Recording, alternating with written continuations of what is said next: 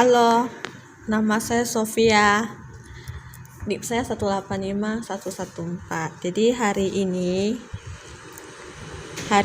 saya akan membuat tugas dari hukum acara peradilan agama. Yang pertama itu tentang tata cara permohonan gugatan di PA. Pertama, pihak berperkara datang ke pengadilan agama dengan membawa surat gugatan atau permohonan. Yang kedua, pihak berperkara menghadap petugas meja pertama dan menyerahkan surat gugatan atau permohonan minimal 2 rangkap. Untuk surat gugatan ditambahkan sejumlah tergugat.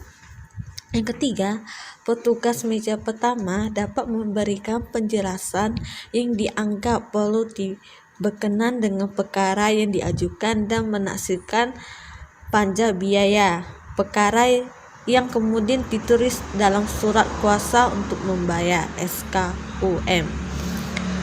Besarnya panja biaya perkara diperkirakan harus telah mencukupi untuk menyelesaikan perkara tersebut. Didasarkan pada pasal 182 ayat 1 HIR atau pasal 90 Undang-Undang Republik Indonesia nomor 3 tahun 2006 tentang perubahan atas Undang-Undang nomor 7 tahun 1989 tentang peradilan agama. Catatan: bagi yang tidak mampu dapat diizinkan berperkara secara pro reo atau disebut dengan cuma-cuma. Ketidakmampuan tersebut dibuktikan dengan menerbitkan surat keterangan dari lurah atau kepala desa setempat yang diregularisasi oleh camat. Bagi yang tidak mampu, maka panja biaya perkara ditaksirkan NOR dan ditulis dalam surat kuasa untuk membayar didasarkan pasal 273/281 RBG. Dalam tingkat pertama, para pihak yang tidak mampu atau berperkara secara pro reo, perkara secara pro reo ini ditulis dalam surat gugatan atau permohonan bersama-sama menjadi satu dengan gugatan perkara. Dalam posita surat gugatan atau permohonan disebut alasan penggugat atau pemohon untuk berperkara secara pro reo dan dalam petitumnya.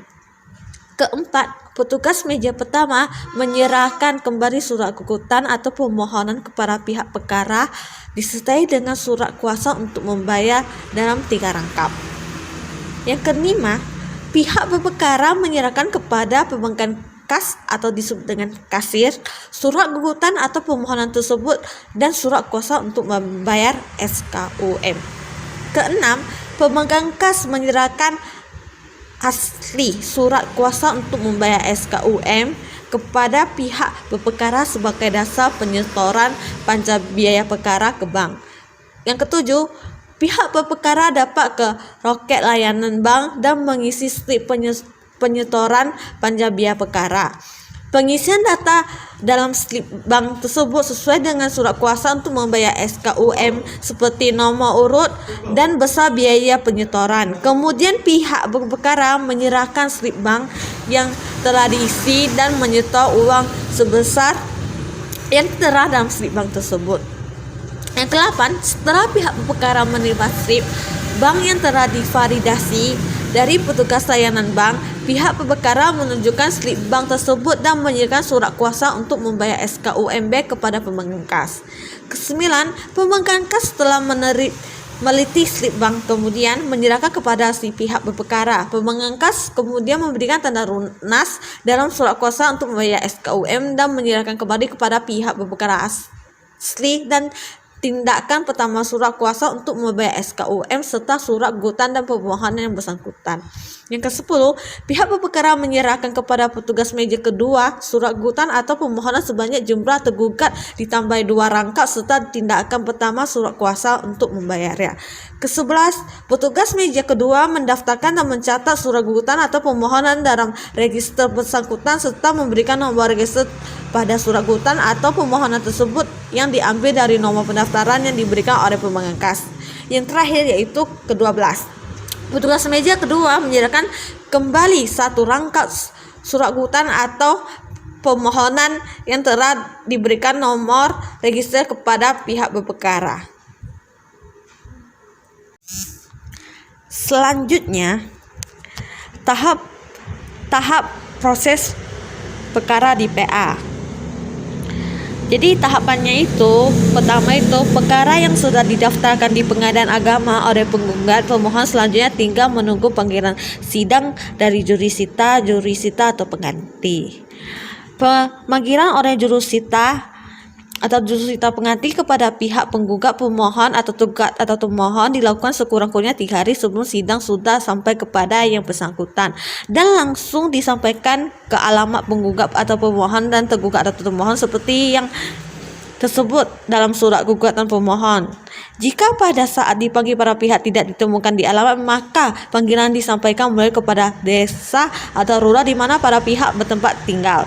Jika para pihak sudah dipanggil dan datang ke PA, segera mendaftarkan diri di piket meja informasi yang tersedia dan tinggal menunggu antrian sidang pada pihak yang sedang menunggu giliran sidang di ruangan khusus yang tersedia sambil menonton televisi. Terus ini ada tahap-tahap penanganan perkara di persidangan. Yang pertama itu pasti ada upaya perdamaian. Upaya perdamaian itu dalam perkara perdata pada umumnya setiap pemulakan sidang sebelum pemeriksaan perkara, hakim diwajibkan usahakan perdamaian antara para pihak. Dan jika tidak damai dilanjutkan dengan mediasi. Dalam mediasi ini pada pihak boleh menggunakan hakim mediator yang tersedia di Pengadilan Agama tanpa biaya kecuali pada pihak menggunakan mediator dari luar. Maka biaya seluruhnya ditanggung kedua orang pihak berdasarkan kesepakatan mereka. Apabila terjadi damai maka dibuatkan akta perdamaian. Habis itu pembacaan surat gugatan penggugat. Surat gugatan penggugat yang diajukan ke PA dibacakan oleh penggugat sendiri atau salah satu majelis hakimnya, dan sebelum diberikan kesempatan oleh majelis hakim kepada tergugat memberikan tanggapan dan jawaban, pihak penggugat mempunyai hak untuk mengubah, menyambut dan mempertahankan isi surat gugatan tersebut.